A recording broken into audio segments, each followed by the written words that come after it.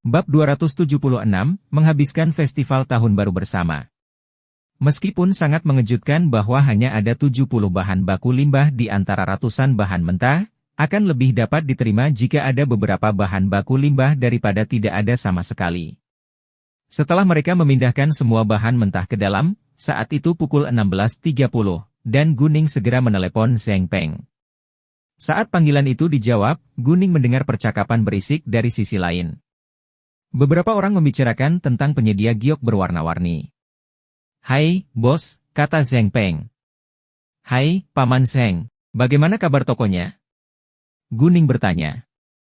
"Kami baru saja selesai, dan ada banyak orang berkumpul di luar kantor kami untuk mencari kerjasama." Zheng Peng sedikit bersemangat.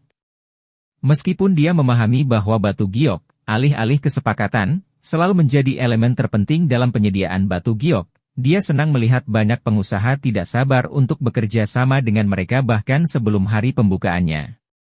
Bagaimanapun, itu adalah awal yang baik. Sangat baik. Katakan saja pada mereka bahwa kami akan mulai menyediakan batu giok mulai besok. Mereka bisa datang dan melihat-lihat di sore hari. Dan sekarang Anda perlu membawa kedua pekerja itu untuk memotong bahan mentah di area pabrik Hengyuan secepatnya, perintah Guning. "Tidak masalah," jawab Zheng Peng. Setelah itu, Zheng Peng bersama kedua pekerjanya pergi ke area pabrik Hengyuan. Saat istirahat, Guning berkata kepada Gaoi dan Qiaoya, "Zheng Peng akan bertanggung jawab atas penyedia batu giok saya, dan festival tahun baru tinggal 17 hari lagi. Saya mungkin akan pergi ke ibu kota, dan Anda dapat tinggal di sini sekarang untuk membantu Zheng Peng. Saat saya terbang kembali ke kota F dari ibu kota, Anda bisa datang ke tempat saya dan kita bisa menghabiskan festival tahun baru bersama." Mendengar itu, Gaoi dan Qiaoya tersentuh. Mereka hampir menangis.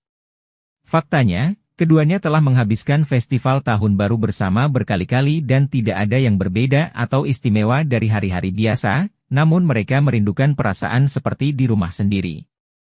Guning sekarang tiba-tiba mengundang mereka pergi ke rumahnya untuk menghabiskan festival tahun baru tahun ini bersama keluarganya. Gaoi dan Qiaoya sangat bersemangat dan penuh antisipasi, namun mereka khawatir hal itu akan mengganggu keluarga bos mereka.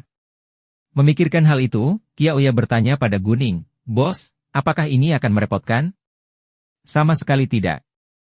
Hanya ada 5 orang di keluargaku, yaitu ibuku, bibi, paman, sepupuku, dan aku. Dan sekarang kalian berdua mengikuti petunjukku, jadi tentu saja kalian harus bersamaku. Saya akan mengatur tugas untuk Anda setelah festival tahun baru," kata Guning. Tentu, Gaoi dan Qiaoya setuju. Sebelum Zheng Peng dan kedua pekerjanya tiba, Guning mulai memotong bahan mentahnya sendiri. Dia juga mengajari Gaoi dan Qiaoya cara memotong batu sehingga mereka bisa membantunya. Meskipun mereka hanya memiliki sedikit orang yang tahu cara memotong batu, Guning tidak berniat mempekerjakan lebih banyak pekerja karena dia ingin tetap diam. Kedua pekerja itu telah lama bekerja untuk Zheng Peng, jadi mereka dapat dipercaya, tetapi jika mereka berani melanggar peraturannya, Guning akan menghukum mereka tanpa ragu-ragu. Dia tentu saja sudah memperingatkan mereka sebelumnya. Ini adalah pertama kalinya Gaoi dan Qiaoya memotong batu, tetapi dengan pembelajaran luar biasa dan kemampuan langsung mereka segera dapat melakukannya dengan baik. Guning menggambar garis terlebih dahulu, dan yang perlu mereka lakukan hanyalah memotong garis tersebut. 20 menit kemudian, Zheng Peng tiba. Mereka sudah bertemu satu sama lain sebelumnya ketika Guning membantu Zheng Peng beberapa hari yang lalu. Salah satu dari dua pekerja tersebut berusia sekitar 50 tahun, sedangkan yang lainnya berusia sekitar 40 tahun. Yang lebih tua bernama Li Kuansheng dan yang lebih muda bernama Zhang Jingwang. Keduanya telah bekerja untuk Zheng Peng setidaknya selama 7 tahun. Zheng Peng memberitahu Zhang Jingwang dan Li Kuansheng tentang apa yang telah dilakukan Guning kemarin, dan keduanya terkejut saat mengetahui bahwa Guning masih sangat muda. Dan dia bahkan menjalankan penyedia batu giok di usia yang sangat muda. Diakui secara universal bahwa batu giok sangat sulit didapat, terutama batu giok berkualitas tinggi. Oleh karena itu, batu giok selalu terjual habis dalam waktu singkat. Mengapa Guning begitu percaya diri? Namun, Guning dengan mudah menyelesaikan kekacauan yang melibatkan Qinggang, jadi mereka percaya bahwa Guning tidak sederhana. Setelah perkenalan Zheng Peng, Li Kuansheng dan Sang Jingwang menyapa Guning dengan penuh hormat. Senang bertemu dengan Anda, bos. Senang bertemu kalian berdua juga. Guning berkata dengan sopan, tapi dia sengaja memasang wajah serius untuk mengingatkan mereka bahwa meskipun dia masih muda, dia tetaplah bos mereka. Sesaat kemudian, Guning menambahkan, izinkan saya jujur pada Anda. Jika Anda setia kepada saya akan memperlakukan Anda dengan baik dan memberi Anda gaji yang tinggi di industri ini. Namun, jika kamu berani mengkhianatiku, kamu akan membayar atas perbuatanmu. Guning mengancam dengan jelas. Li Kuansheng dan Sang Jingwang sama-sama takut, karena mereka merasa Guning adalah seorang pelaku, bukan pembicara. Bos, tolong jangan khawatir. Anda memiliki kesetiaan kami. Li Kuansheng dan Sang Jingwang segera berkata. Mereka adalah orang-orang yang jujur dan karena mereka memutuskan untuk mengikuti jejak Guning. Mereka tidak akan mengkhianatinya, bahkan jika dia masih remaja. Selain itu, mereka memahami bahwa Guning mendapat dukungan yang kuat. Dan mereka hanyalah warga negara biasa, jadi tentu saja mereka tidak berani bertindak melawannya. Baiklah, kata Guning. Setelah itu, mereka berkendara bersama menuju area pabrik. Tak lama kemudian, Guning membimbing mereka ke gedung pabrik.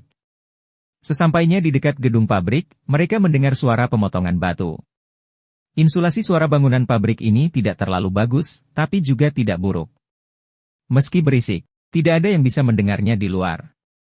Selain itu, pabrik selalu berisik. Mereka naik ke lantai 2, dan melihat bahan mentah tersebar di tanah.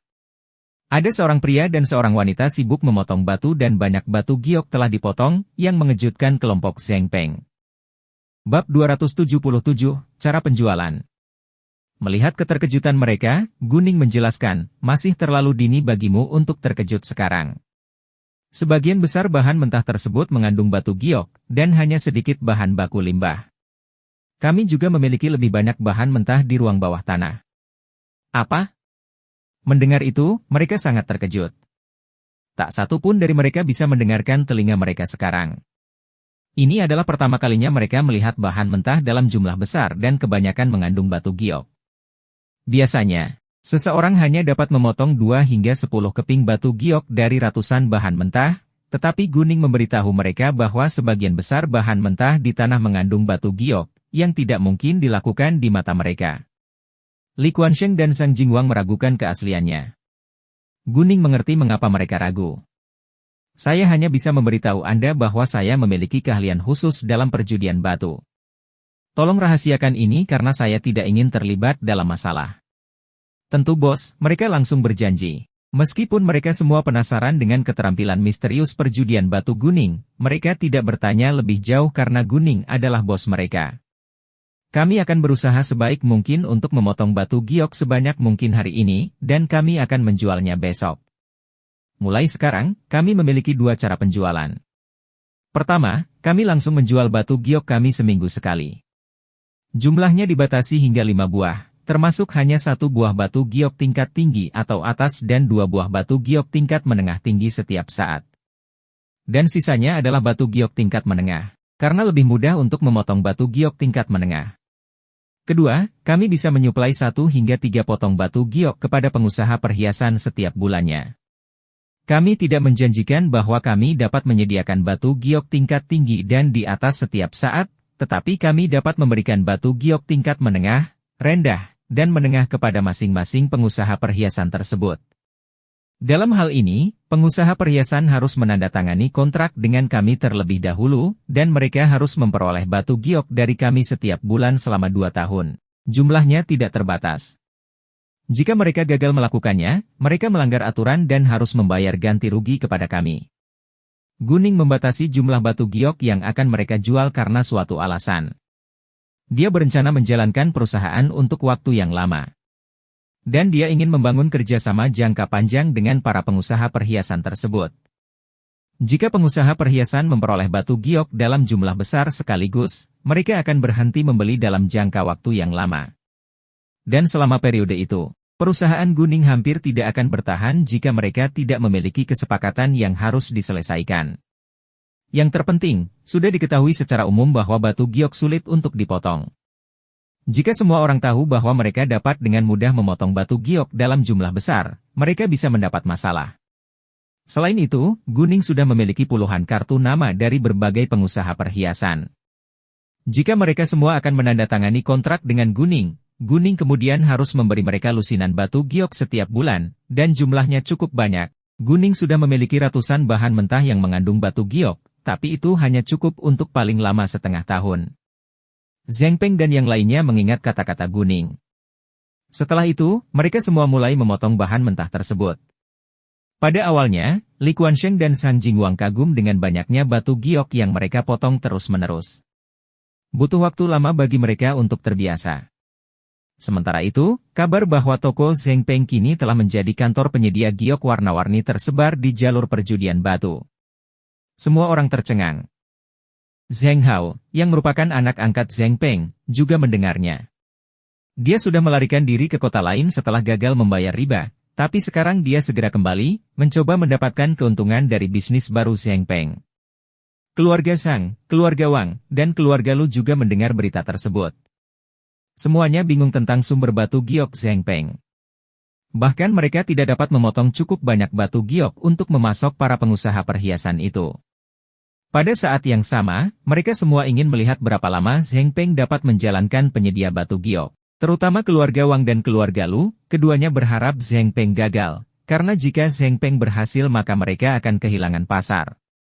Saat hampir jam 6 sore, Guning menyuruh Qiaoya untuk membeli makanan untuk dibawa pulang.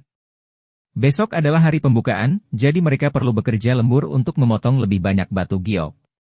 Upacara pembukaannya kali ini tidak akan megah, karena penyedia batu giok hanya ditujukan untuk pebisnis perhiasan, bukan konsumen biasa.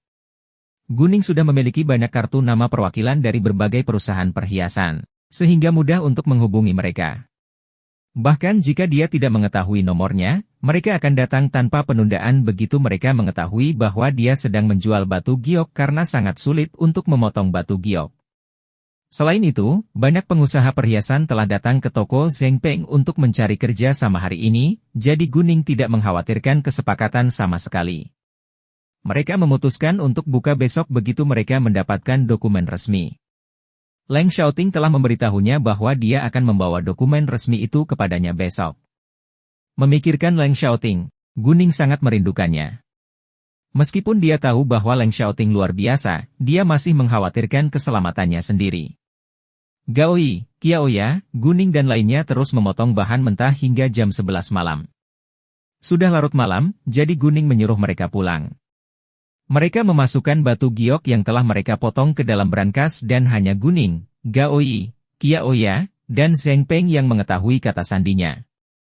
Gaoi dan Qiaoya akan tinggal di kota Teng lebih lama, jadi mereka akan tinggal di gedung pabrik ini untuk sementara. Hal ini juga memudahkan mereka untuk terus bekerja di hari-hari berikutnya. Guning tentu saja senang jika mereka bersedia tinggal di gedung pabrik. Kalau begitu, dia bisa berduaan dengan Leng Xiaoting ketika dia kembali. Pada akhirnya, Guning kembali ke hotel sendirian. Bab 278, Yan Shuya. Sebelum Guning pergi, dia mengingatkan Zheng Peng dan yang lainnya untuk menyiapkan foto identitas 1 inci mereka untuk lulus. Zheng Peng mengusulkan untuk mengirim Guning pulang, tetapi ditolak. Dia tahu bahwa Guning pandai kungfu dan bisa melindungi dirinya dengan baik, jadi dia tidak memaksa. Guning kemudian naik taksi dan pergi sendirian. Namun, saat berkendara di jalan yang sepi, ia melihat 3 mobil mewah berhenti di pinggir jalan. Ada 7 anak laki-laki dan perempuan berdiri di samping. Salah satu gadis mendorong gadis lain, seusia Guning, dengan marah. Guning segera menyadari bahwa gadis pertama adalah Wang Xinyan. Namun, gadis yang didorong oleh Wang Xinyan dengan kekuatan besar tidak melawan sama sekali. Dia tetap diam dan menoleransi perilaku kekerasan Wang Xinyan. Meskipun Wang Xinyan menamparnya, dia hanya menatap Wang Xinyan, tapi tetap tidak melawan. Apakah kamu tidak pandai bertarung? Mengapa kamu tidak melawan? Jika kamu berani melakukannya, aku akan memaksa seluruh keluargamu meninggalkan kota Teng. Wang Xinyan berkata dengan arogan. Guning sangat tidak senang mendengarnya. Dia menyuruh sopir taksi untuk segera berhenti. Nona, menurutku sebaiknya kamu tidak ikut campur. Sopir taksi tidak berhenti, tapi membujuk Guning untuk mengabaikan mereka. Sebenarnya pengemudi taksi itu tidak melakukan kesalahan apapun. Bagaimanapun juga, bukanlah kewajiban setiap orang untuk membantu orang lain di jalan. Hentikan mobilnya, kata Guning dingin. Sopirnya sedikit ketakutan dan taksinya berhenti tiba-tiba. Karena Guning sudah memutuskan untuk membantu gadis itu, dia tidak akan menyesal. Nona, sopir taksi masih berusaha mencegah Guning terluka. Namun, Guning mengabaikannya dan mengeluarkan uang 50 yuan untuk diberikan kepadanya. Tanpa meminta uang kembalian, Guning membuka pintu mobil dan berjalan ke arah sekelompok anak laki-laki dan perempuan. Sopir taksi tidak berkata apa-apa lagi, tapi pergilah. Tempat Guning keluar dari mobil hanya berjarak 10 meter dari mereka, jadi mereka melihatnya begitu dia keluar. Terutama Wang Xinyan, dia tidak senang saat dia mengenali Guning. Dia telah mencoba menyakiti Guning dengan menawarkan kejahatan untuk menyerangnya, tapi gagal. Guning bahkan mengancam akan membalas dendam padanya. Wang Xinyan kesal, tapi tidak percaya Guning mampu melakukannya. Selain itu, dia sangat iri pada Guning karena pacarnya yang luar biasa tampan. Wang Xinyan sebenarnya tidak mengetahui latar belakang Guning, tetapi karena dia muncul sendirian dan sendirian, Wang Xinyan memutuskan untuk menyerangnya lagi. Apa? Apakah Anda ingin terlibat? Wang Xinyan memandang Guning dengan cara yang kejam. Bagaimana jika aku menjawabmu? Kata Guning. Ya, kamu akan membayar keputusan bodohmu. Kamu lolos terakhir kali karena pria di sampingmu, tapi kali ini, kamu celaka. Wang Xinyan berkata dengan marah, lalu kembali menatap teman-temannya. Hei, gadis ini membuatku kesal, dan kalian semua harus membantuku memukulnya. Mendengar itu, 2 laki-laki dan 4 perempuan segera berjalan menuju Guning. Hei, apakah kamu mengganggu Xinyan? Kamu pikir kamu siapa? Beraninya kamu mengganggu Xinyan? Meskipun biasanya aku tidak memukuli perempuan, aku... Berhentilah bicara omong kosong. Jika kamu ingin bertarung, lakukan sekarang juga. Guning menyela dengan tidak sabar. Anda. Mereka semua marah. Karena kamu ingin mati hari ini, kami dapat membantumu. Seorang anak laki-laki membentak Guning, dan ingin menamparnya. Namun, ketika dia baru saja mengangkat tangannya, sebuah lengan ramping menangkapnya. Itu bukan Guning, tapi gadis yang diintimidasi. Yang mengejutkan Guning, gadis itu bisa menghentikan anak laki-laki itu dan bergerak cepat. Yan Shuya, lepaskan aku, perintah anak laki-laki itu. Gadis bernama Yan Shuya itu tetap diam, namun menggenggam erat tangan anak laki-laki itu. Yan Shuya, beraninya kamu. Apakah kamu tidak takut seluruh keluargamu akan terpaksa meninggalkan kota Teng? Wang Xinyan mengancam dengan marah. Yan Shuya masih tidak mengatakan sepatah kata pun, tapi Guning membuka mulutnya dan berkata kepada Yan Shuya, jika kamu khawatir terlibat dalam masalah, kamu dapat mundur dan menyerahkannya padaku. Guning tahu bahwa Yan Shuya telah belajar kungfu, dan dia jauh lebih baik daripada orang biasa dalam kungfu. Apakah menurutmu aku bisa mundur dari kekacauan ini? Yan Shuya bertanya dengan sedih sebelum dia menendang perut anak laki-laki itu. Anak laki-laki itu terjatuh ke tanah dan mengerang kesakitan. Yan Shuya tidak tahan lagi. Meskipun dia benar-benar takut pada keluarga Wang, dia menolak untuk terus-menerus dipermalukan oleh Wang Xinyan. Beraninya kamu menendang Fei. Yang lainnya terkejut dengan reaksi tiba-tiba Yan Shuya. Keluarga Yan Shuya hanya mengelola klub kungfu kecil, dan hampir tidak bisa dibandingkan dengan keluarga Wang. Terus, Yan Shuya juga marah. Setelah itu, anak laki-laki dan perempuan itu berlari untuk menyerang Yan Shuya. Tanpa bantuan Guning, Yan Shuya sendiri akan mampu menangani semuanya, tapi Guning tidak akan berdiam diri dan tidak melakukan apapun, jadi dia segera membantu Yan Shuya. Dalam hitungan detik, Guning dan Yan Shuya menghajar mereka semua hingga jatuh ke tanah. Kamu, Wang Xinyan marah dan kesakitan, tapi tidak bisa mengalahkan mereka. Wang Xinyan, aku tahu keluargamu berpengaruh di kota Teng, jadi aku sudah menoleransi perilakumu sejak lama, tapi kamu tidak pernah berhenti. Jika kamu berani menyakiti keluargaku, aku akan membunuhmu. Yan Shuya sudah kehilangan akal sehatnya, dan mengancam Wang Xinyan bahkan tanpa mengetahui apa yang dia katakan. Beraninya kamu. Wang Xinyan terbiasa berpikir bahwa dia lebih baik dari yang lain. Saya akan. Yan Shuya mengatupkan giginya dan menjawab kata demi kata. Bab 279, apakah Anda puas? Kamu, Wang Xinyan kesal, tapi dia tidak berani mengatakan apapun sekarang, karena Yan Shuya telah berlatih kungfu sejak dia masih kecil. Wang Xinyan tidak bisa menang dalam pertarungan melawan Yan Shuya. Ayo pergi sekarang, kata Yan Shuya, dan menarik Guning, berjalan ke depan. Guning tidak melawan, tapi mengikutinya. Yan Shuya tidak berhenti sampai mereka berada jauh dari mereka. Dia memandang Guning dan berterima kasih padanya. Terima kasih banyak telah membantuku. Kamu tidak punya niat untuk mengalahkan mereka, tapi kamu melakukannya setelah aku muncul. Sekarang mereka mungkin akan mencoba membalas dendam pada Anda. Apakah kamu tidak menyalahkanku untuk itu? Guning bertanya. Guning mengerti bahwa dia menyebabkan lebih banyak masalah bagi Yan Shuya, dan merasa bersalah. Saya tahu Anda hanya menyatakannya dengan baik, dan saya memang tidak bisa menyatakannya lagi. Saya tidak peduli jika mereka akan membalas dendam kepada saya, kata Yan Shuya ringan, tapi dia tampak khawatir. Karena Guning sudah terlibat, dia tidak akan meninggalkan Yan Shuya sendirian. Guning mengeluarkan kartu namanya dan menyerahkannya kepada Yan Shuya. Kami memiliki musuh yang sama. Jika dia benar-benar menyebabkan masalah bagi Anda di masa depan, Anda dapat menghubungi saya. Aku akan menikmatinya. Terima kasih. Yan Shuya tidak menolak, tapi dia juga tidak akan mengganggu Guning. Setelah itu, mereka berpisah. Ketika Guning akhirnya kembali ke dalam ruangan, waktu sudah hampir jam 12 pagi. Dia masih belum menerima pesan dari Leng Xiaoting, dan dia tidak tahu apakah dia akan kembali malam ini. Tepat ketika Guning hendak tidur, teleponnya berdering. Itu adalah Leng Xiaoting, dan Guning langsung menjawabnya. Buka pintunya. Saya di luar, kata Leng Xiaoting. Guning segera melompat dari tempat tidurnya, berlari membuka pintu. Dia tidak menyadari bahwa dia sangat ingin melihat Leng Xiaoting. Saat Guning membuka pintu, dia bertemu dengan mata Leng Xiaoting. Pada saat itu, mereka berbagi kegembiraan yang sama, seolah-olah mereka sudah lama tidak bertemu. Namun, saat berikutnya, pandangan Leng Xiaoting muncul di payudara Guning yang besar. Dia mengenakan jubah mandi longgar dan payudaranya yang besar setengah terbuka ke udara.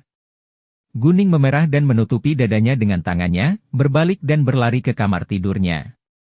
Leng Xiaoting langsung masuk ke dalam dan mengunci pintu, mengikuti Guning ke kamar tidur. Guning melompat ke tempat tidur dan menutupi dirinya dengan selimut. Dia tahu bahwa Leng Xiaoting ada di belakangnya, tetapi tidak menoleh ke belakang. Leng Xiaoting melemparkan peta di tangannya ke meja samping tempat tidur, dan melepaskan rak perapiannya. Setelah itu, keduanya kembali berbagi malam penuh gairah. Guning merasa sangat bahagia dan hangat di pelukan Leng Xiaoting. Dia merasa sudah memiliki semua yang dia inginkan dalam hidupnya. Memikirkan apa yang telah mereka lakukan tadi malam, Guning tersipu dan berseri-seri.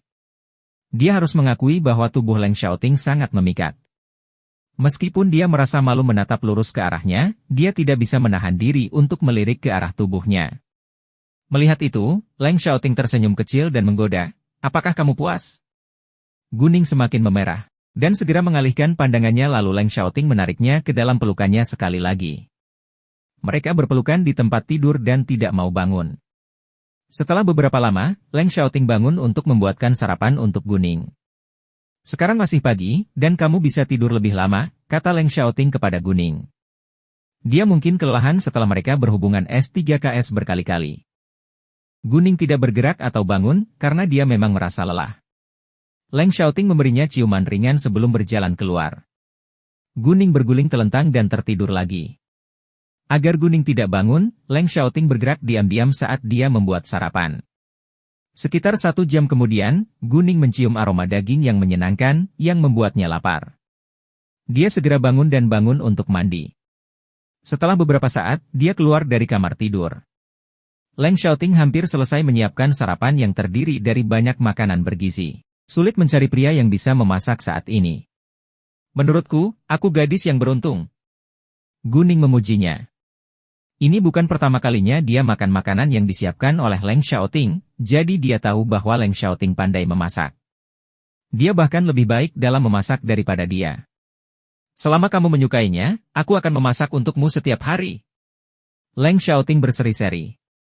Sangat baik. Guning tentu saja senang mendengarnya. Leng Xiaoting sebenarnya sangat ingin memasak untuk gadis yang dicintainya. Setelah sarapan, Leng Xiaoting menyerahkan sebuah folder kepada Guning. Semua dokumen hukum yang dia perlukan ada di dalam.